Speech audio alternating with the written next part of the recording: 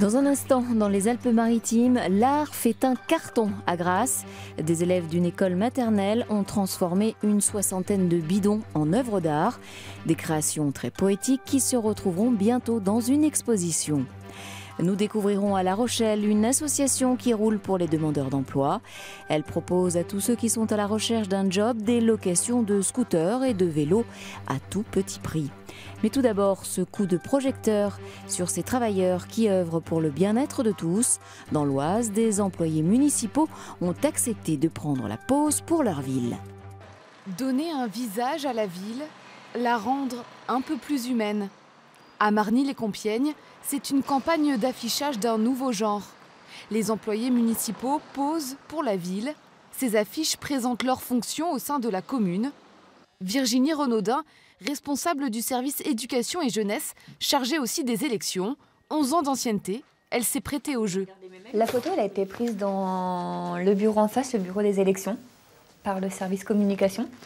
Elle a fait plein de prises et après on a choisi avec ma collègue, on a choisi la photo qu'on pensait la mieux. Sa photo est placée sur l'arrêt de bus, en face de la médiathèque. Qu'est-ce que ça vous fait de vous voir? Ça fait bizarre. En fait, quand on a été prise en photo, on nous avait dit qu'on nous mettrait dans les panneaux. Donc moi j'ai donné mon accord, mais je ne pensais pas qu'elles allaient être aussi grandes que ça, quoi. Je pensais que ça allait être quelque chose de plus petit, un peu plus discret. Jean-Michel de Mézance, lui aussi participe à cette campagne. Il est agent au service logistique de la ville. Ça fait du bien, au moins on s'occupe de nous, on voit qui on est, on existe. Parce qu'avant, on était dans le vague, on ne savait pas qui travaillait. Montrer la personne qui se cache derrière la fonction. Les habitants découvrent les employés municipaux de leur ville, mais certains se connaissent déjà. Vous connaissez ? Oui, très bien, très bien. On le voit tous les jours dans les rues de Marny-les-Compiègnes. C'est un garçon qui est très courageux et vraiment il est très bien et très gentil. On ne se rend pas forcément compte que derrière une mairie, il y a énormément de gens qui travaillent. Derrière notre bien-être, il y a beaucoup de gens qui sont là pour faire qu'on se sente bien dans cette ville. L'idée vient du maire de Marny-les-Compiègnes. La campagne d'affichage va durer 6 mois. C'est montrer que le service public est important, que ce service de proximité est utile. Et puis surtout, c'est de montrer aussi aux contribuables de Marny où va votre argent. C'est de jouer aussi de la transparence. Une campagne qui a aussi pour objectif de valoriser un service public parfois durement attaqué et de rendre hommage à ces travailleurs qui œuvrent pour le bien-être de tous. Il roule pour les demandeurs d'emploi à La Rochelle. Une association propose à tous ceux qui sont en recherche d'un job des locations de scooters et de vélos à tout petit prix. Cet atelier met en vente également des voitures d'occasion pour dépanner les plus démunis. Des scooters en location pour la journée. Dans cet atelier de Mireuil, les demandeurs d'emploi peuvent louer pour 5 € par jour. Un service réservé aux plus précaires. On voit beaucoup de personnes, oui, qui ont des soucis de locomotion, qui sont dans les horaires décalés, qui vont travailler, qui vont embaucher tard le soir et débaucher tôt le matin. J'ai des personnes qui vont faire 1 heure de marche tous les matins pour aller travailler. Et ça, ces gens-là qu'il faut aider, quoi. La régie de quartier propose aussi la vente de véhicules d'occasion, comme cette voiture à 1 500 €. Ce sont des dons de particuliers, un geste solidaire qui permet aussi de se débarrasser d'une automobile. En fait, c'est un particulier qui nous donne la voiture en fin de vie. Nous, on l'estime pour lui faire une réduction d'impôt. Et les véhicules, en fait, sont très kilométrés et ont besoin d'être remis en état pour être vendus. On les propose à des ayants droit, des personnes en recherche d'emploi essentiellement, des gens en grande difficulté. L'association lance un appel aux dons aux propriétaires de véhicules et de vélos, car ici tout est remis en état.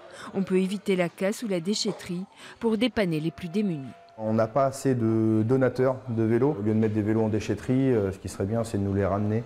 Même des vélos très usagés, après, on arrive à en faire un avec 2 vélos, par exemple. Donc, principalement, voilà, on recherche du vélo pour les demandeurs d'emploi. Les véhicules comme les vélos sont réservés à des personnes en grande précarité pour qu'un problème de mobilité ne soit plus un frein à l'emploi. Rien ne se perd, tout se récupère dans les Alpes-Maritimes. À Grasse, des élèves d'une école maternelle ont transformé une 60aine de bidons en œuvres d'art, des créations en carton qui feront bientôt l'objet d'une exposition. Ce n'est pas parce que Robin met la main à la pâte qu'il a atelier pâte à fixe. Sa classe des moyens maternels finit de décorer des bidons en carton.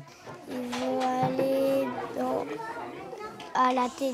Bon, ça c'est maintenant, mais après ils seront exposés. Les bidons décorés vont bientôt concourir, alors on fignole. Dans la salle d'à côté, on sentirait presque la rose centifolia.